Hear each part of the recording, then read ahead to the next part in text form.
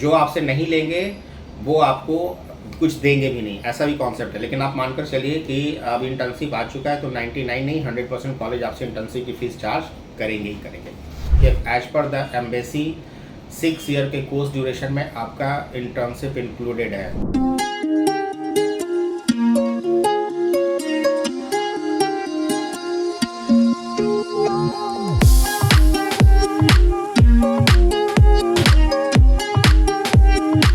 Hello friends, welcome to my career Pathshala. आज की इस वीडियो में जो मैं डिस्कस करूंगा वो है इंटर्नशिप के एक्सपेंसेस को लेकर के। जैसा कि अभी एमबीबीएस अब्रॉड एडमिशन में हर किसी को, मैक्सिमम लोगों को ये पता चल चुका है कि अब इंटर्नशिप जिस कंट्री में भी आप जा रहे हो उस कंट्री से आपको इंटर्नशिप कंप्लीट करके आनी पड़ेगी। तो अभी तक क्या होता था कि कई सारी कंट्रीज़ में आप जाते थे तो आपको इंटर्नशिप करने की ज़रूरत नहीं पड़ती थी।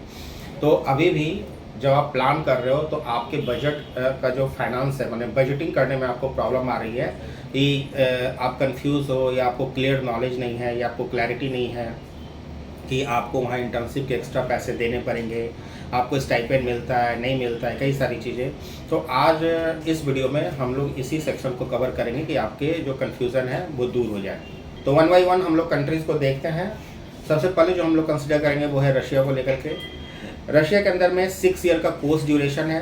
कोर्स ड्यूरेशन के बाद अब जैसे कई सारे लोगों को ये अपडेट है या कई सारे लोग मेरे से पूछते हैं कि सर रशिया के अंदर में इंटर्नशिप से जो है वो लास्ट में अगर दिया जाएगा तो 7 ईयर्स का हो जाएगा, तो 12 मंथ्स का इंटर्नशिप। अभी जो कंसिडरेशन में है वो यही है कि as per the embassy 6 year के कोर्स ड्यूरेशन में आपका इंटर्नशिप इंक्लूडेड है। तो पहले भी जब रशिया जाते थे तो आपकी जो फीस स्ट्रक्चर होती थी वो 6 ईयर की ही होती थी। तो आपको यहाँ पर 6 ईयर की ही फीस है।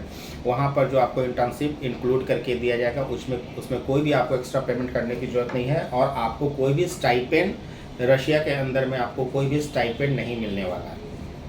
तो ये हो गई रशिया को लेकर के। इसके बाद बात करते हैं हम लोग चाइना में।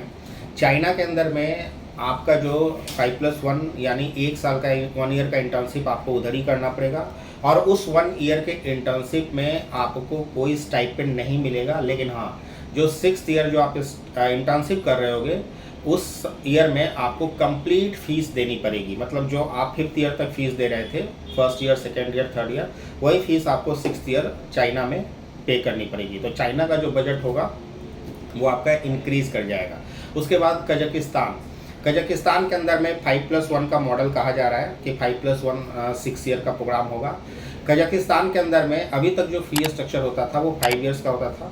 अभी भी जो फी स्ट्रक्चर बताया जा रहा है या जो आए हैं वो 5 ईयर्स के ही हैं। तो लेकिन आप ये मानकर चलिए कि कजाकिस्तान में जो 6th ईयर इंटर्नशिप होगा या जो हॉस्टल के एक्सपेंसेस होंगे या जब बाहर भी रह रहे होंगे तो आपको इंटर्नशिप के चार्जेज में 1500 से लेकर $2000 का एडिशनल एक्सपेंस ऐड होकर के बाद में आ सकता है। Same as it is with the Kyrgyzstan also और उज्बेकिस्तान के केसेस में भी यह हो सकता है।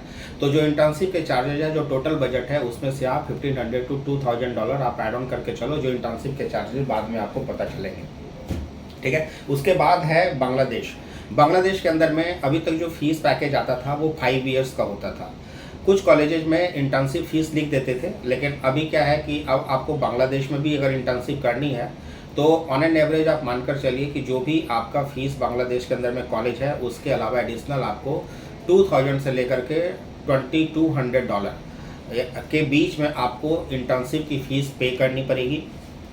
और वो इंटर्नशिप की फ़ीस बांग्लादेश के अंदर में आपका रिफंडेबल है। रिफंडेबल कैसे है कि वो आपको पर मंथ स्टाइपेंड के रूप में आपको जो है 12,000 से लेकर के 13,000 बांग्लादेशी टाका आपको पेमेंट करते जाते हैं। तो जो आपसे लिया है वो आपको रिटर्न पॉलिसी के तहत आपको मंथ बाई मंथ करके आपको रिटर्न कर देते हैं। यह स्टाइपेंड का कॉन्सेप्ट है बांग्लादेश के अंदर। अच्छा, जो आपसे नहीं लेंगे वो आपको कुछ देंगे भी नहीं, ऐसा भी कॉन्सेप्ट है। लेकिन आप मानकर चलिए कि अब इंटर्नशिप आ चुका है तो 99 नहीं 100% कॉलेज आपसे इंटर्नशिप की फ़ीस चार्ज करेंगे ही करेंगे। इसके बाद बात करते हैं नेपाल को लेकर के। नेपाल के अंदर में क्योंकि पैकेज का सिनेरियो होता है, जो भी पैकेज होता है उसमें आपकी इंटर्नशिप की फ़ीस ऑलरेडी इंक्लूडेड होती है और नेपाल फॉरेन स्टूडेंट्स को इंटर्नशिप पे नहीं करता, वो लोकल स्टूडेंट्स को इंटर्नशिप पे करता है। जैसे इंडिया में आप इंडिया के मेडिकल कॉलेजेस में जब पढ़ते हो तो आपको यहाँ पे फाइनल ईयर जो आप इंटर्नशिप करते हो उस पर आपको कुछ ना कुछ स्टाइपेंड मिलता है। नेपाल में भी जो नेपाल के बच्चे होते हैं उनको स्टाइपेंड मिलता है, लेकिन नेपाल में जो फॉरेन स्टूडेंट्स होते हैं उनको कोई स्टाइपेंड नहीं मिलता है और एडिशनली कोई हॉस्टल का या कुछ वैसा चार्ज आपको नहीं देना होता। जो भी आपका पैकेज डिसाइडेड होगा उस पर ऑलरेडी वो इंक्लूड होकर के आएगा। इसके बाद बात करते हैं फिलीपींस को। फिलीपींस में क्या है कि अभी हाफ सेलिब्रेशन है फिलीपींस के अंदर में। जैसे 54 मंथ्स का कोर्स अप्रूव्ड हो चुका है आपका, जो इंटर्नशिप वाला सेक्शन है वो भी क्लियर हो जाएगा। जो मेन पार्ट है that is with the registration वाला पार्ट और लाइसेंसिंग वाला, वो मेरे ख्याल से इन फ्यूचर अगर वो क्लियर हो जाता है मामला और फिलीपींस गवर्नमेंट यानी जो चेड है वो लिख करके सब कुछ दे देती है, तो फिलीपींस में भी जो आप इंटर्नशिप कर रहे होगे उसमें कोई stipend as a foreign students आपको नहीं मिलेगा। और फिलीपींस के अंदर में जो इंटर्नशिप की फ़ीस होगी वो भी आपको पे करनी पड़ेगी। अब तो वो जब स्टार्ट होगा फिलीपींस का एजुकेशन और उसकी फ़ीस जब डिसाइड होगी तो उसमें जो भी रेट होगा वो एज इट इज़ मेंशन करके आएगा। फॉर द टाइम भी फिलीपींस में अभी हाफ सेलिब्रेशन है, मतलब हाफ चीज़ अप्रूव हो गई है, कोर्स का ड्यूरेशन वगैरह और इंटर्नशिप को लेकर के बात शायद कॉलेज के साथ बनती दिख रही है, लेकिन बाकी चीज़ें अभी भी क्लियर होनी बाकी है। तो फ्रेंड्स ये थे कुछ कंट्री जिसके बारे में मैंने आपको अपडेट्स दे दिया। इसके अलावा भी अगर आपको किसी और कंट्री के बारे में जानना है तो नीचे कमेंट बॉक्स में आप मेंशन कर सकते हैं। हम लोग अपने तरीके से जो भी इन्फॉर्मेशन होगा we will keep sharing with you. तो बने रहिए माई करियर पाठशाला के साथ। Till then keep liking and keep subscribing. Thank you so much.